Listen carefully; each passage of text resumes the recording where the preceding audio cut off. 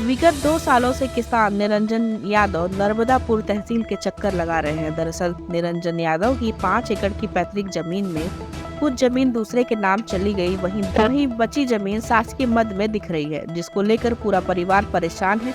और ये कैसे हो गया जानने विगत 2 सालों से तहसील कार्यालय के चक्कर लगा रही है।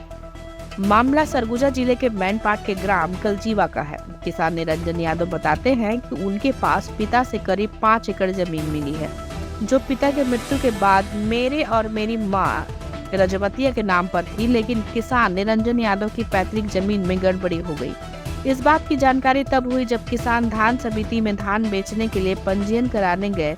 इस दौरान वर्तमान निरंजन को जमीन संबंधी दस्तावेज जमा करने को कहा गया था, लेकिन जब किसान निरंजन यादव ने अपनी पैतृक जमीन का दस्तावेज निकाला तो जमीन उनके नाम नहीं निकली।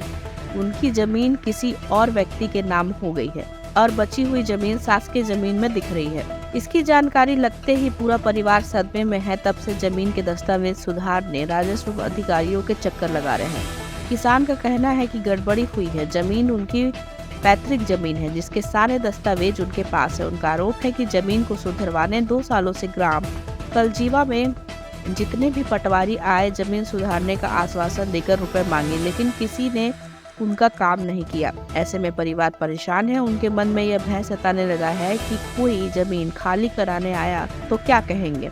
इधर अधिकारी इस मामले में कुछ भी बोलने से इनकार कर रहे हैं। मेरे जमीन में जब हम लोग धान पंजीयन के लिए गए सोसाइटी में, तो वहाँ का मैनेजर बताया कि वर्तमान का खसरा ब्यौरा निकाल के ले आइए। तो मैं तहसील में निकलवाने गया।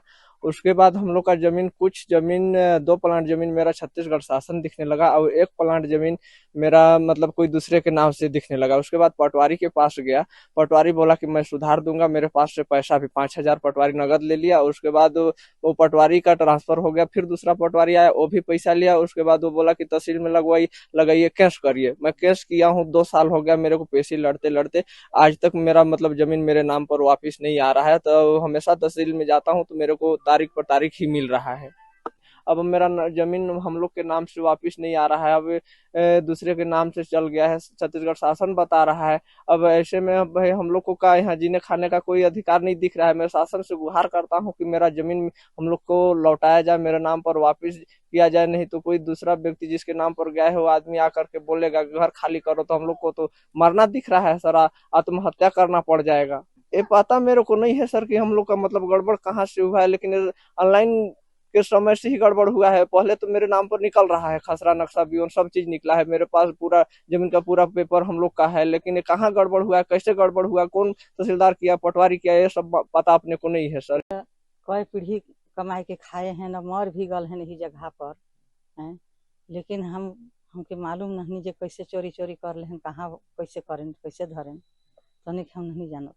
यही तो बताता है कि नहीं किसके किसके नाम में है, फिर सरकारी है, ऐसे बोल रहे हैं। यही जीव लगता है कि अब कैसे जिएंगी, कहाँ जाएंगी हैं। इतना इतना बाल बच्चा मेरा नाती नतनी है, हम लेके कहाँ जाएंगी। वह भगवान जन ही और सरकार जन ही सब हैं।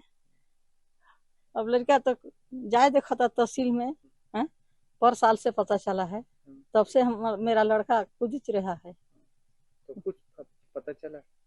कुछ पता नहीं चला है।